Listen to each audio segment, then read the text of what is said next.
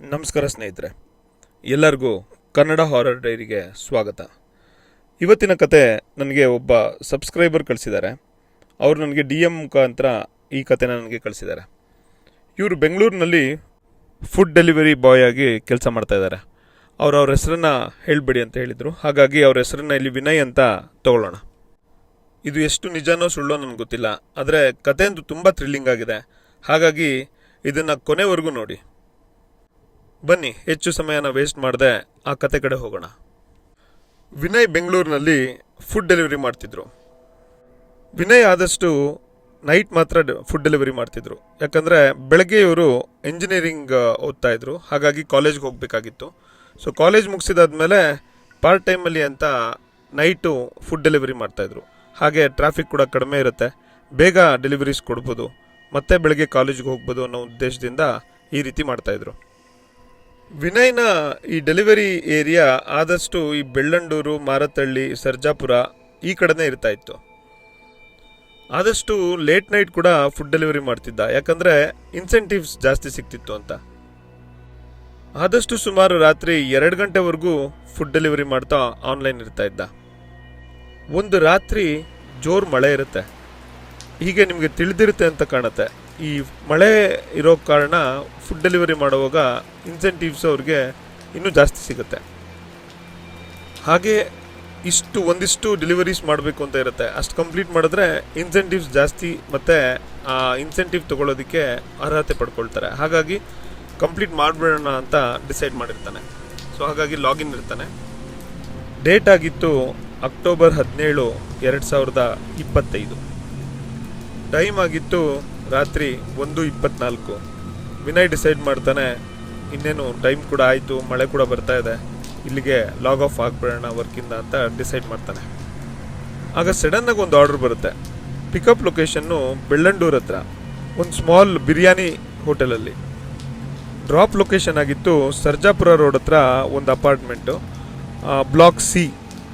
Amount ಸ್ವಲ್ಪ decent ಇದ್ದ ಕಾರಣ ಅವನು ಆ ಆರ್ಡರ್ನ ಅಕ್ಸೆಪ್ಟ್ ಮಾಡ್ತಾನೆ. ಸರಿ ಅಂತ ವಿನಯ್ ಆ ಹೋಟೆಲ್ ಹತ್ರಕ್ಕೆ ಪಿಕಪ್ ಮಾಡೋಕ್ಕೆ ಹೋಗ್ತಾನೆ. ನೋಡಿದ್ರೆ ಇನ್ನೇನು ಆ ಹೋಟೆಲ್ಲು ಆಲ್ಮೋಸ್ಟ್ ಕ್ಲೋಸ್ ಆಗೋದಕ್ಕೆ ಶುರು ಆಗಿತ್ತು.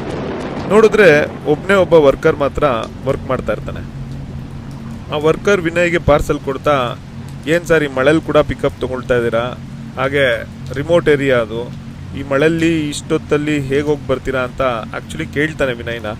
ವಿನಯ್ ನಗಾಡ್ಕೊಂಡು, ಇದೇ ತಾನೆಪ್ಪ ನಮ್ಮ ಕೆಲಸ, ಮಾಡಲೇಬೇಕು ಅಂತ ಹೇಳ್ತಾ ಆ ಪಿಕಪ್ನ ತೊಗೊಳ್ತಾನೆ. ಸರಿ ಅಂತ ವಿನಯ್ ಪಾರ್ಸಲ್ ತೊಗೊಂಡು ಅಲ್ಲಿಂದ ಹೊರಡ್ತಾನೆ. ಗೂಗಲ್ ಮ್ಯಾಪ್ ಲೊಕೇಶನ್ ನೋಡ್ತಾ ಡ್ರೈವ್ ಮಾಡ್ಕೊಂಡು ಹೋಗ್ತಾ ಇರ್ತಾನೆ. ನೋಡಿದ್ರೆ ಅದೊಂದು ಹಳೆ ಅಪಾರ್ಟ್ಮೆಂಟ್ ಕಡೆಗೆ ದಾರಿ ತೋರಿಸ್ತಾ ಇತ್ತು. ರೋಡು ಆದಷ್ಟು ಖಾಲಿ ಇತ್ತು. ಮಳೆ ತುಂಬ ಇದ್ದ ಕಾರಣ, ಹಾಗೆ ರಾತ್ರಿ ಇನ್ನೇನು ಹತ್ರ 2 ಗಂಟೆ ಆಗ್ತಾ ಇದ್ದ ಕಾರಣ ಯಾರೂ ಆ ರೋಡಲ್ಲಿ ಓಡಾಡ್ತಾ ಇರಲಿಲ್ಲ. ಆ ರೋಡಲ್ಲಿ ವಿನಯ್ ಒಬ್ಬಂಟಿಯಾಗಿ ಗಾಡಿ ಓಡಿಸ್ಕೊಂಡು ಹೋಗ್ತಾ ಇರ್ತಾನೆ. ಸರಿ ಅಂತ ವಿನಯ್ ಅಪಾರ್ಟ್ಮೆಂಟ್ ಹತ್ರ ರೀಚ್ ಆಗ್ತಾನೆ. ನೋಡಿದ್ರೆ ಟೈಮ್ ಸರಿಯಾಗಿ 1:52 ಆಗಿರುತ್ತೆ, ಮಧ್ಯರಾತ್ರಿ. ಅಪಾರ್ಟ್ಮೆಂಟ್ನ ಗೇಟ್ ಅರ್ಧ ಓಪನ್ ಆಗಿರುತ್ತೆ. ಸೆಕ್ಯೂರಿಟಿ ಗಾರ್ಡಲ್ಲೆಲ್ಲೂ ಕಾಣಿಸ್ತಾ ಇರಲಿಲ್ಲ. ಬಿಲ್ಡಿಂಗ್ ಕೂಡ ನೋಡಿದ್ರೆ ಈ ಅರ್ಧಂಬರ್ಧ ಕನ್ಸ್ಟ್ರಕ್ಷನ್ ಆಗಿರೋ ರೀತಿ ಕಾಣಿಸ್ತಾ ಇರುತ್ತೆ. ಅಂದರೆ ಅಪಾರ್ಟ್ಮೆಂಟಲ್ಲಿ ಎಲ್ಲ ಫ್ಲ್ಯಾಟ್ಸಲ್ಲೂ ಜನ ಇರಲಿಲ್ಲ ಅಂತ ಕಾಣುತ್ತೆ. ಸ್ವಲ್ಪ ಅರ್ಧ ಆಕ್ಯುಪೆನ್ಸಿ ಥರ ಇತ್ತು. ಕೆಲವು ಫ್ಲ್ಯಾಟ್ಸ್ ಅಂತೂ ಫುಲ್ಲು ಡಾರ್ಕ್ ಇತ್ತು, ಇನ್ನು ಕೆಲವು ಫ್ಲ್ಯಾಟ್ಸ್ ಕಡೆ ಡಿಮ್ ಲೈಟ್ ಆಗಿತ್ತು. ಅಂದರೆ ಆ ವಿಂಡೋಗಳಲ್ಲಿ ಸ್ವಲ್ಪ ಡಿಮ್ ಲೈಟ್ಸ್ ಕಾಣಿಸ್ತಾ ಇತ್ತು. ಆದರೆ ಇಲ್ಲಿ ಒಂದು ಮೋಸ್ಟ್ ಸ್ಟ್ರೇಂಜ್ ಥಿಂಗ್ ಏನು ಅಂದರೆ, ಒಂದೇ ಒಂದು ಫ್ಲ್ಯಾಟ್ ವಿಂಡೋ ಮಾತ್ರ ಲೈಟ್ ಸ್ವಲ್ಪ ಫ್ಲಿಕರ್ ಆಗ್ತಾ ಇತ್ತು.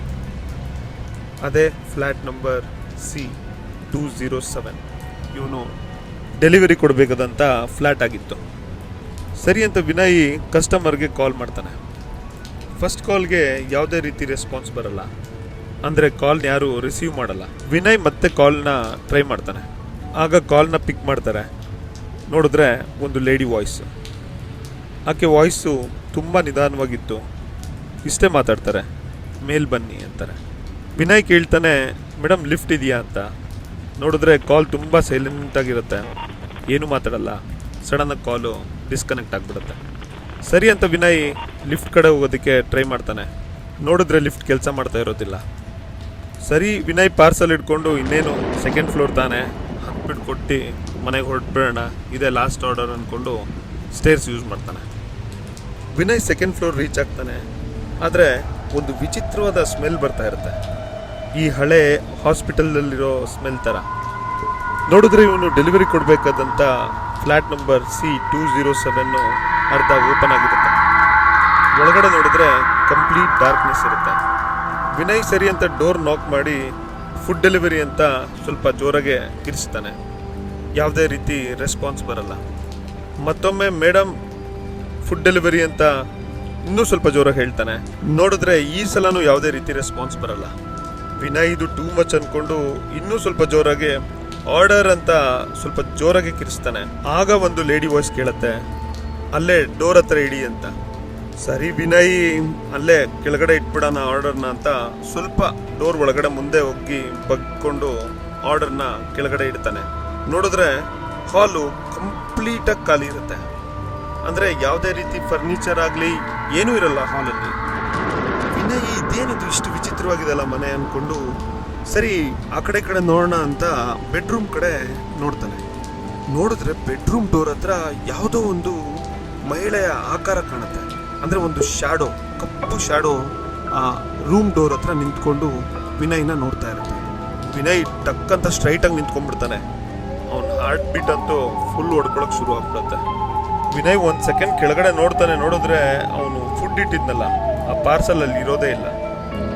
ಇನ್ನೊಂದು ಸೆಕೆಂಡಲ್ಲಿ ಮತ್ತೆ ತಲೆ ಎತ್ತಿ ಮುಂದೆ ಆ ಶ್ಯಾಡೋನ ನೋಡ್ತಾನೆ. ನೋಡಿದ್ರೆ ಆ ಶ್ಯಾಡೋ ಅವನ ಹತ್ರಕ್ಕೆ ಬಂದು ನಿಂತ್ಕೊಂಡ್ಬಿಟ್ಟು ಅವನ ಮುಖನೇ ನೋಡ್ತಾ ಇರುತ್ತೆ. ವಿನಯ್ ಎದ್ನೋ ಬಿದ್ನೋ ಅಂತ ಅಲ್ಲಿಂದ ಓಡೋಕೆ ಶುರು ಮಾಡ್ತಾನೆ. ಆ ಸ್ಟೇರ್ಸ್ ಇಳ್ಕೊಂಡು ಓಡೋಡಿ ಕೆಳಗಡೆ ಬಂದು ರೀಚ್ ಆಗ್ತಾನೆ. ಬಂದಿದ್ದ ತಕ್ಷಣ ನೋಡ್ತಾನೆ ಕೆಳಗಡೆ ಸೆಕ್ಯೂರಿಟಿ ಗಾರ್ಡ್ ಬಂದು ನಿಂತಿರ್ತಾನೆ. ಆ ಸೆಕ್ಯೂರಿಟಿ ಗಾರ್ಡ್ ಸ್ವಲ್ಪ ಏಜ್ಡ್ ಪರ್ಸನ್ ಆಗಿರ್ತಾನೆ. ಇವನ್ನ ಹಿಡ್ಕೊಂಡು ಸರ್ ಎಲ್ಲಿ C207 ಹೋಗಿದ್ರ ಅಂತ ಕೇಳ್ತಾನೆ. ವಿನಯ್ ಅರೆ ಇದೇ ಹೇಗಿದು, ನಾನು ಬಂದಾಗ ಸೆಕ್ಯೂರಿಟಿ ಇರಲಿಲ್ಲ, ನಾನು C207ಗೆ ಹೋದೆ ಅಂತ ಇವ್ರಿಗೆ ಗೊತ್ತಾಯ್ತು ಅಂದ್ಕೊಂಡು ಅವ್ರನ್ನ ಪ್ರಶ್ನೆ ಮಾಡ್ತಾನೆ. ಸೆಕ್ಯೂರಿಟಿ ಅಂತೂ ಶಾಕ್ ಆಗಿ ಸರ್ ಆ ಫ್ಲ್ಯಾಟ್ ಖಾಲಿ ಇದೆ, 1 ವರ್ಷದಿಂದ ಆ ಫ್ಲ್ಯಾಟಲ್ಲಿ ಯಾರೂ ಇಲ್ಲ, ಅದು ಖಾಲಿ ಫ್ಲ್ಯಾಟ್ ಅಂತ ಹೇಳ್ತಾನೆ. ಸರಿ ಅಂತ ಸೆಕ್ಯೂರಿಟಿ ಗಾರ್ಡು ವಿನಯ್ ಹತ್ರ ಹೇಳ್ತಾನೆ, 1 ವರ್ಷದಿಂದ ಆ ಫ್ಲ್ಯಾಟಲ್ಲಿ ಒಂದು ಲೇಡಿ ಇದ್ಲು, ಅವಳು ಆತ್ಮಹತ್ಯೆ ಮಾಡಿಕೊಂಡು ಸತ್ತೋಗಿದ್ದಾಳೆ ಅಂತ. ಅವಳು ಆ್ಯಕ್ಚುಲಿ ಸಾಯೋದಕ್ಕೆ ಕೆಲವೇ ನಿಮಿಷಗಳ ಹಿಂದೆ ಒಂದು ಫುಡ್ ಆರ್ಡರ್ ಮಾಡಿರ್ತಾಳೆ. ಸೊ ಹಾಗಾಗಿ ಅವಳು ಸತ್ತ ಮೇಲೂ ಕೂಡ ಇದೇ ರೀತಿ ಇನ್ಸಿಡೆಂಟ್ಸು ಸುಮಾರು ಸಲ ನಡೆದಿರುತ್ತೆ. ಎಷ್ಟೋ ಫುಡ್ ಡೆಲಿವರಿ ಬಾಯ್ಸು ಸೆಕ್ಯೂರಿಟಿ ಹತ್ರ ಕಂಪ್ಲೇಂಟ್ ಕೂಡ ಮಾಡಿದ್ದಾರೆ, ಆ ಫ್ಲ್ಯಾಟ್ ಖಾಲಿ ಇದೆ, ಲೈಟ್ಸ್ ಕೂಡ ಆನ್ ಇಲ್ಲ, ಯಾರೂ ಇಲ್ಲ, ಬಟ್ ಆರ್ಡರ್ಸ್ ಬರ್ತಿದೆ ಅಂತ. ಕೆಲವ್ರಿಗೆ ಯಾವುದೇ ರೀತಿ ಬ್ಯಾಡ್ ಎಕ್ಸ್ಪೀರಿಯನ್ಸ್ ಆಗಿರೋದಿಲ್ಲ, ಜಸ್ಟ್ ಖಾಲಿ ಇರುತ್ತೆ, ವಾಪಸ್ ಬಂದು ಸೆಕ್ಯೂರಿಟಿ ಗಾರ್ಡ್ ಹತ್ರ ಕಂಪ್ಲೇಂಟ್ ಮಾಡಿ ಅಲ್ಲೇ ಫುಡ್ ಇಟ್ಬಿಟ್ಟು ಹೊರಟ್ಬಿಟ್ಟಿರ್ತಾರೆ. ಸರಿ ಸೆಕ್ಯೂರಿಟಿಯವನಿಗೆ ವಾರ್ನ್ ಮಾಡ್ತಾರೆ, ನೀನು ಯಾವುದೇ ಕಾರಣಕ್ಕೂ ಇಲ್ಲಿ ಇರೋಕ್ಕೆ ಹೋಗ್ಬೇಡ, ಆದಷ್ಟು ಬೇಗ ನಿಮ್ಮ ಮನೇನ ಸೇಫಾಗಿ ರೀಚ್ ಆಗು, ಹೊರಡು ಇಲ್ಲಿಂದ ಅಂತ ಕಳಿಸ್ಬಿಡ್ತಾನೆ. ವಿನಯ್ ಯಾವುದೇ ಕಾರಣಕ್ಕೂ ಹಿಂದೆ ತಿರುಗಿ ಕೂಡ ನೋಡದೆ ಗಾಡಿ ಓಡಿಸ್ಕೊಂಡು ಮನೆಗೆ ಹೋಗಿ ರೀಚ್ ಆಗಿಬಿಡ್ತಾನೆ. ವಿನಯ್ ನೆಕ್ಸ್ಟ್ ಡೇ ಮಾರ್ನಿಂಗು ಎದ್ದು ಏನಿದು ಈ ರೀತಿ ಆಯ್ತಲ್ಲ, ಇದೇನು ಕನಸ ಅಥವಾ ನಿಜವಾಗೂ ನಡೀತಾ ಏನು ಅಂತ ಕನ್ಫ್ಯೂಷನಲ್ಲಿ ಅವನು ಆರ್ಡರ್ ಹಿಸ್ಟ್ರಿನ ಚೆಕ್ ಮಾಡ್ತಾನೆ. ನೋಡಿದ್ರೆ ಕಸ್ಟಮರ್ ನೇಮು ಮಿಸ್ಸಿಂಗ್ ಅಂತ ಇರುತ್ತೆ, ಹಾಗೆ ಕಾಂಟ್ಯಾಕ್ಟ್ ನಂಬರು ಅನ್ಅವೈಲಬಲ್ ಅಂತ ತೋರಿಸ್ತಾ ಇರುತ್ತೆ. ಪೇಮೆಂಟ್ ಸಕ್ಸಸ್ಫುಲ್ ಆಗಿರುತ್ತೆ, ಅಡ್ರೆಸ್ಸು ಆ್ಯಕ್ಟಿವಲ್ಲೇ ಇರುತ್ತೆ. ಆದರೆ ಇಲ್ಲೊಂದು ವಿಚಿತ್ರ ವಿಷಯ ಇದೆ, ಏನಂದರೆ ಗೂಗಲ್ ಟೈಮ್ನಲ್ಲಿ ಅವನು ಆ C207 ಫ್ಲ್ಯಾಟ್ ಒಳಗಡೆ ಸುಮಾರು 11 ನಿಮಿಷಗಳ ಕಾಲ ಇದ್ದ ಅಂತ ತೋರಿಸ್ತಾ ಇರುತ್ತೆ. ಆದರೆ ವಿನಯ್ ಹೇಳೋದು ಮಾತ್ರ ಅವನಲ್ಲಿ ಬರೀ 2 ನಿಮಿಷ ಮಾತ್ರ ಇದ್ದ ಅಂತ. ಸರಿ ವಿನಯ್ ಹೋಗಿ ಅವನ ಫ್ರೆಂಡ್ಸು, ಕಲೀಗ್ಸು, ಸ್ಟಾಫು ಎಲ್ಲರ ಹತ್ರ ಈ ವಿಷಯನ ಹೇಳ್ತಾನೆ, ಈ ರೀತಿ ಒಂದು ಘಟನೆ ನಡೀತು ಅಂತ. ವಿಷಯ ಹೀಗೆ ಎಲ್ಲರ ಮಧ್ಯೆ ಸ್ಪ್ರೆಡ್ ಆಗುತ್ತೆ. ಸ್ಪ್ರೆಡ್ ಆದಮೇಲೆ ಒಬ್ಬ ಫುಡ್ ಡೆಲಿವರಿ ಬಾಯ್ ಇವನ್ನ ಹೇಗೋ ಮಾಡಿ ಕಾಂಟ್ಯಾಕ್ಟ್ ಮಾಡ್ತಾನಂತೆ. ಅವನಿಗೂ ಆ ಫ್ಲ್ಯಾಟಿಂದ ಒಂದ್ಸಲಿ ಆರ್ಡರ್ ಬಂದಿರುತ್ತಂತೆ. ಅವನಲ್ಲಿ ಹೋದಾಗ ಸೆಕೆಂಡ್ ಫ್ಲೋರ್ನ ಕಾರಿಡೋರ್ನಲ್ಲಿ ನೆಟ್ವರ್ಕು ಇಮಿಡಿಯೇಟಾಗಿ ಡ್ರಾಪ್ ಆಗ್ತಿತ್ತಂತೆ.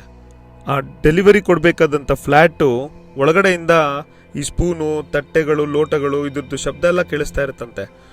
ಒಳಗಡೆ ಇದ್ದಾರೆ ಅಂದ್ಕೊಂಡು ಆ ಡೋರ್ ನಾಕ್ ಮಾಡಿದ್ರೆ ಯಾರೂ ರೆಸ್ಪಾನ್ಸ್ ಮಾಡ್ತಾ ಇರಲಿಲ್ಲ.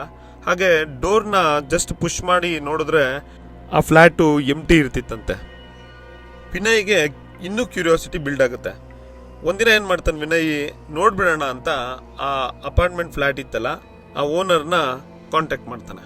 ವಿನಯ್ ಸ್ವಲ್ಪ ಜಾಸ್ತಿ ರಿಕ್ವೆಸ್ಟ್ ಮಾಡಿದ್ದಕ್ಕೆ ಆ ಓನರ್, ಅದೇ ಆ ಬಿಲ್ಡರ್ ಇದ್ನಲ್ಲ, ಸೊ ವಿನಯ್ ಜೊತೆ ಸೇರಿ ಹಾಗೆ ಸೆಕ್ಯೂರಿಟಿ ಗಾರ್ಡ್ನ ಮುಖಾಂತರ ಆ ಬಿಲ್ಡಿಂಗ್ನ CCTV ಫುಟೇಜ್ನ ಚೆಕ್ ಮಾಡ್ತಾರೆ. ನೋಡಿದ್ರೆ 1:52ರಿಂದ 2 ಗಂಟೆ 3 ನಿಮಿಷವರೆಗೂ ಫುಟೇಜಸ್ಸು ಫುಲ್ಲು ಕರೆಕ್ಟ್ ಆಗಿರುತ್ತೆ.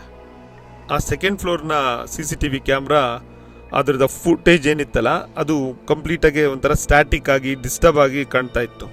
ಆದರೆ ವಿಡಿಯೋ ಫುಟೇಜ್ನ ಲಾಸ್ಟ್ ಫ್ರೇಮಲ್ಲಿ ಒಂದು ಡಿಸ್ಟರ್ಬಿಂಗ್ ಥಿಂಗ್ ಕಾಣುತ್ತೆ. ಅದೇನಂದರೆ ವಿನಯ್ ಆ ಕಾರಿಡೋರ್ನ ಅಂದರೆ ಆ ಸೆಕೆಂಡ್ ಫ್ಲೋರ್ ಕಾರಿಡೋರ್ನಲ್ಲಿ ನಿಂತಿರ್ತಾನಲ್ಲ, ಅವನು ಆ್ಯಕ್ಚುಲಿ ಒಬ್ಬನೇ ನಿಂತಿರಲ್ಲ. ಅವನ ಹಿಂದೆಗಡೆ ಯಾವುದೋ ಒಂದು ಮಹಿಳೆಯ ಒಂದು ಆಕೃತಿ, ಒಂದು ಕಪ್ಪು ಕಲರ್ ಶ್ಯಾಡೋ ನಿಂತಿರುತ್ತೆ. ಈಗಲೂ ವಿನಯ್ ಆ ಘಟನೆ ಬಗ್ಗೆ ತುಂಬ ಯೋಚನೆ ಮಾಡ್ತಾನಂತೆ. ಹಾಗೆ ಯಾವುದೇ ರೀತಿ ಆರ್ಡರ್ಸು ಮಧ್ಯರಾತ್ರಿ ಬಂತು ಅಂದರೆ ಅವನು ಅಕ್ಸೆಪ್ಟೇ ಮಾಡಲ್ವಂತೆ. ಹಾಗೆ ವಿನಯ್ ಇಲ್ಲಿ ಇನ್ನೊಂದು ರಿಕ್ವೆಸ್ಟ್ ಮಾಡಿದ್ದ, ಏನಂದರೆ ಈ ವಿಷಯನ ಆದಷ್ಟು ಎಲ್ಲ ಈ ಮಧ್ಯರಾತ್ರಿ ಫುಡ್ ಡೆಲಿವರಿ ಮಾಡೋ ಬಾಯ್ಸ್ಗೆ ಇದನ್ನು ಶೇರ್ ಮಾಡಿ ಅಂತ. ಹಾಗಾಗಿ ನಾನು ಇದನ್ನು ಶೇರ್ ಮಾಡಿದ್ದೀನಿ. ಎಲ್ಲರೂ ಈ ಆಡಿಯೋನ ಕೇಳಿ, ಇದು ಸತ್ಯನೋ ಸುಳ್ಳೋ ನನಗೆ ಗೊತ್ತಿಲ್ಲ, ಏನು ಬಂದಿತ್ತು ನಾನು ನಿಮ್ಮ ಹತ್ರ ಶೇರ್ ಮಾಡಿದ್ದೀನಿ. ಓಕೆ ಸ್ನೇಹಿತರೆ, ಸಿಗೋಣ ನೆಕ್ಸ್ಟು ವಿಡಿಯೋನಲ್ಲಿ ಒಂದು ಒಳ್ಳೆ ಹಾರರ್ ಹಾಗೆ ಥ್ರಿಲ್ಲರ್ ಸಬ್ಜೆಕ್ಟ್ ಇರುವಂಥ ಒಂದು ಕಥೆನಲ್ಲಿ. ನಿಮಗೇನಾದರೂ ಈ ಥರ ಎಕ್ಸ್ಪೀರಿಯನ್ಸಸ್ ಆಗಿದ್ರೆ, ಫುಡ್ ಡೆಲಿವರಿ ಮಾಡುವಾಗ ಅಥವಾ ಯಾವುದಾದ್ರೂ ಡೆಲಿವರಿ ಕೊಡುವಾಗ ಏನಾದರೂ ಎಕ್ಸ್ಪೀರಿಯನ್ಸಸ್ ಆಗಿದ್ರೆ ನಿಮಗೆ ಶೇರ್ ಮಾಡಬೇಕು ಅಂತ ಅನಿಸಿದ್ರೆ ನೀವು ಇಲ್ಲಿ ಶೇರ್ ಮಾಡ್ಬೋದು. ಹಾಗೆ ನಿಮ್ಗೆ ಏನು ಅನಿಸ್ತು ಅಂತ ಕಮೆಂಟ್ ಬಾಕ್ಸ್ನಲ್ಲಿ ತಿಳಿಸಿ. ನನ್ನ ಚಾನಲ್ನ ಸಬ್ಸ್ಕ್ರೈಬ್ ಮಾಡ್ಕೊಳ್ಳಿ. ಹಾಗೆ ಇದನ್ನು ನಿಮ್ಗೆ ಇಷ್ಟ ಆಗಿತ್ತು ಅಂದರೆ ಲೈಕ್ ಮಾಡಿ. ಹಾಗೆ ಬೆಲ್ ಐಕಾನ್ನ ಒತ್ತೋ ಮುಖಾಂತರ ನೀವು ಚಾನಲ್ನಲ್ಲಿ ಬರೋವಂಥ ಎಲ್ಲ ವಿಡಿಯೋನ ಮೊದಲೇ ನೋಡ್ಬೋದು. ಈ ವಿಡಿಯೋನ ಎಲ್ಲ ಫುಡ್ ಡೆಲಿವರಿ ಬಾಯ್ಸ್ಗೆ ಆದಷ್ಟು ಶೇರ್ ಮಾಡಿ. ಹಾಗೆ ಸಿಗೋಣ ಮತ್ತೆ ಮುಂದಿನ ವಿಡಿಯೋದಲ್ಲಿ. ಅಲ್ಲಿವರೆಗೂ ಟೇಕ್ ಕೇರ್, ಬಾಯ್.